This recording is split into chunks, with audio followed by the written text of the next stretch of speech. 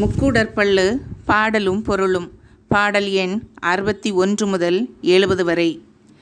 பண்ணைக்காரன் கோபித்தல்.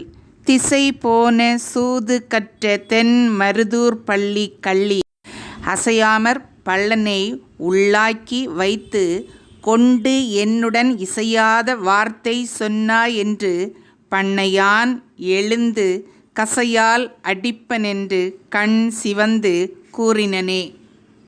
இதனுடைய பொருள், கள்ளத்தனம் செய்வதில் பெயர் போன மருதூரில் வாழ்கின்ற இளைய பள்ளி யாருக்கும் தெரியாமல் பள்ளனை வீட்டுக்குள் ஒளித்து வைத்து கொண்டு என்னிடம் கொஞ்சமும் பொருந்தாத பொய் வார்த்தைகளை கூறினாய். உன்னை சவுக்கினால் அடிப்பேன் என்று பண்ணைக்காரன் கண்கள் சிவக்க கூறினான். பாடல் எண் 62. முக்கூடற் பள்ளியைப் போல் சொக்காரி நீ அல்லவே வக்கனை ஏன் மருதூர் அக்கிரமப்பள்ளி.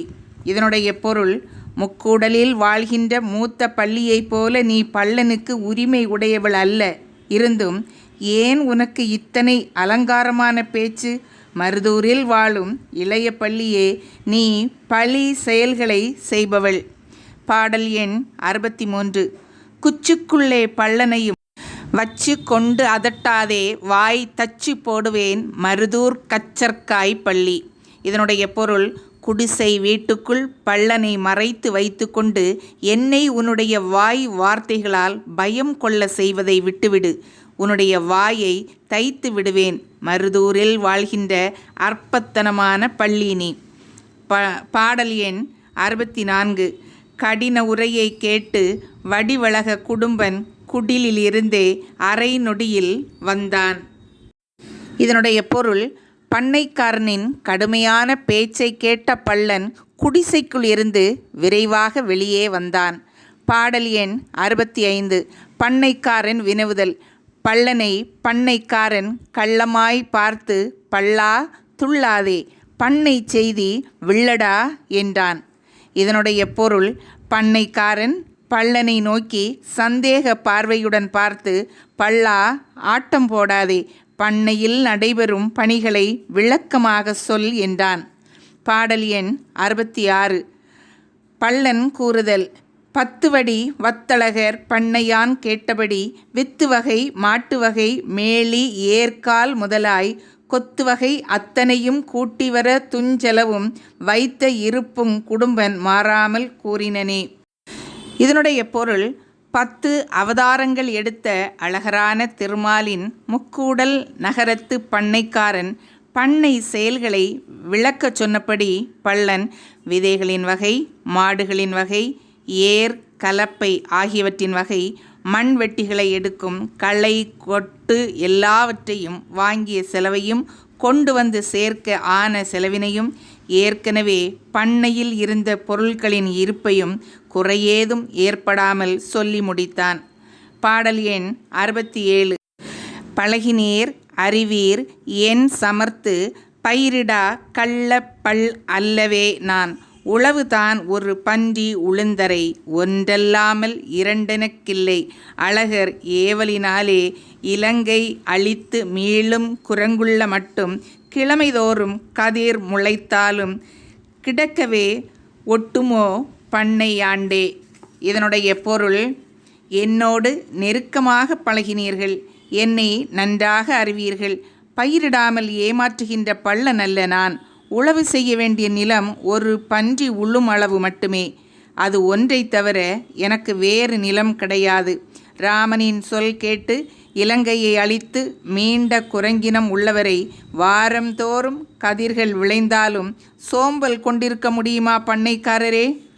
இதில் ஒரு ஸ்லேடை இருக்கிறது. இரணியனால் கடலில் ஒளித்து வைக்கப்பட்ட நிலத்தை திருமால் வராக அவதாரத்தில் மீட்டு கொண்டு வந்தார். அதனால் உலகமே இருக்கின்ற ஒரு நிலமாக கூறப்பட்டது.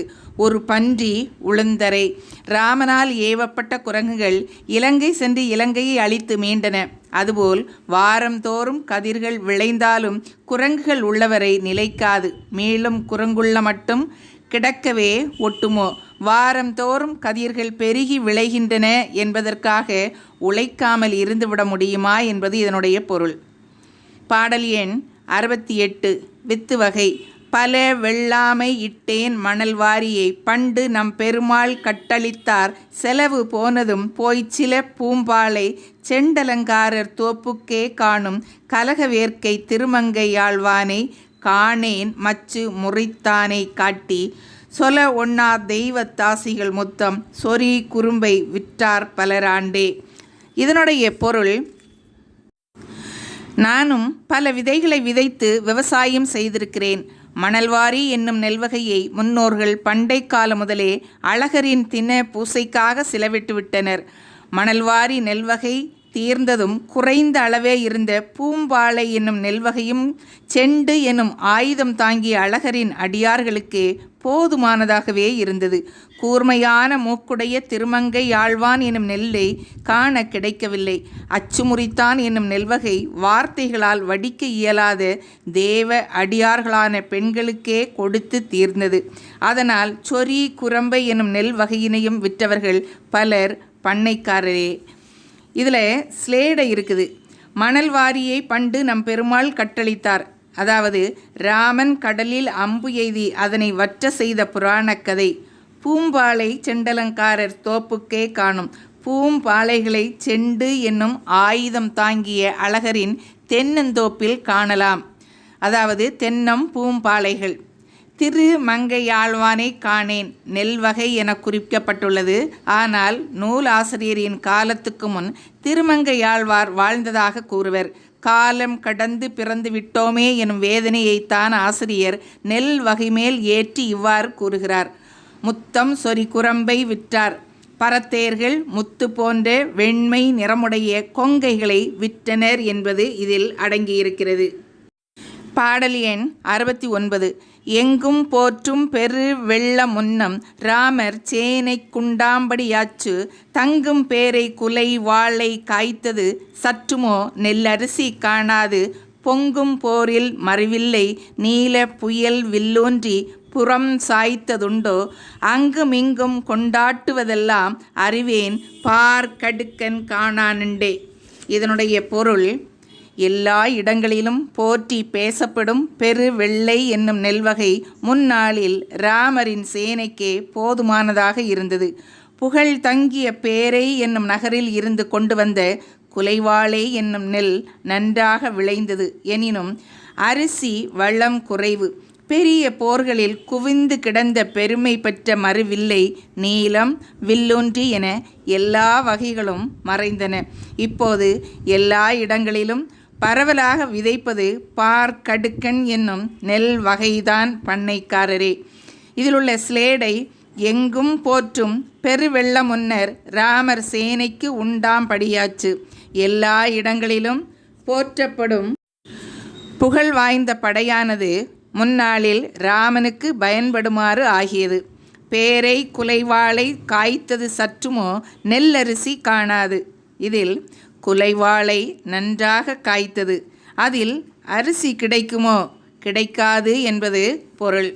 பொங்கும் போரில் மறிவில்லை நீல புயல் வில்லொன்றி புறம் சாய்த்ததுண்டோ. பெரிய போர்க்களத்தில் வில்லெடுத்து அம்பேற்றி தொடுத்தால் நீல வண்ணனான ராமன் வெல்லலாம் தோற்றதுண்டோ. அங்குமிங்கும் கொண்டாட்டுவதெல்லாம் அறிவேன் பார்க்கடுக்கன் காணாண்டே.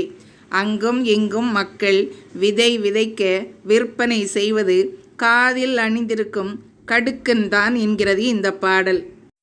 பாடல் எண் 70. ஈடிலா வகை கிண்ணம் எழுதி ராசவாணனை 2 பங்கிட்டு நாடியே காவை அம்பலவான நயினார் பேரிற்பின் பாதியும் கூட்டி தேடினால் அவர் முன்னின்ற பாதியும் சேர்த்து கொள்ள மகாராசனாமே கூடினார் கூட்டும் வல் வித்தையெல்லாம் குறுகை மாறனை கேளுங் காணாண்டே. இதனுடைய பொருள், ஒப்புமை சொல்ல இயலாத நெல் வகைகளுக்கெல்லாம் கணக்கெழுதி ராசவாணன் என்னும் நெல் வகையினை 2 பங்கு வைத்து விருப்பம் கொண்டு அம்பலவான நயினாரின் பெயரில் பாதியையும் சேர்த்து கூட்டினால் அவர் முன்பு கூறிய பாதி நெல்லையும் மகாராசர்கள் தனக்கு உரியதாக்கிக் கொள்வார்கள். இனிமேல் வரக்கூடிய விதை வகைகளையெல்லாம் குறுகை மாறனான நம்மாழ்வான் என்பவனை கேட்டு தெரிந்து கொள்ளுங்கள் பண்ணைக்காரரே. இதிலுள்ள ஸ்லேடை ஈடிலா வகை கிண்ணம் எழுதி ஒப்புமை கூற முடியாத கட்டளைகளாகிய இறைவனின் பூசைக்கு கணக்கு எழுதி ராசவாணன் என்னும் பெயரில் ராச என்பதையும் அம்பலவாண நயினார் என்னும் பெயரில் அம்பலவாணன் என்பதில் நடராசன் பின்பாதியில் உள்ள ராசன் என்பதை கூட்ட ராசராசன் என்னும் பெயர் வரும். கூடினார் கூறும் வல்வித்தை எல்லாம் கூடுவதால் இன்பம் தரும் கலையை. குறுகை மாறனை கேளுங்கானாண்டே. குறுகை வாகனமாக உடைய காமனை கேளுங்கள் பண்ணைக்காரரே என்பது இதனுடைய பொருள். இந்த பதிவு உங்களுக்கு பிடிச்சிருக்குன்னா லைக் பண்ணுங்கள், கமெண்ட் பண்ணுங்கள், ஷேர் பண்ணுங்கள். இது வரைக்கும் நம்ம சேனலை சப்ஸ்கிரைப் பண்ணாதவங்க சப்ஸ்கிரைப் பண்ணுங்கள். தேங்க்ஸ் ஃபார் வாட்சிங்.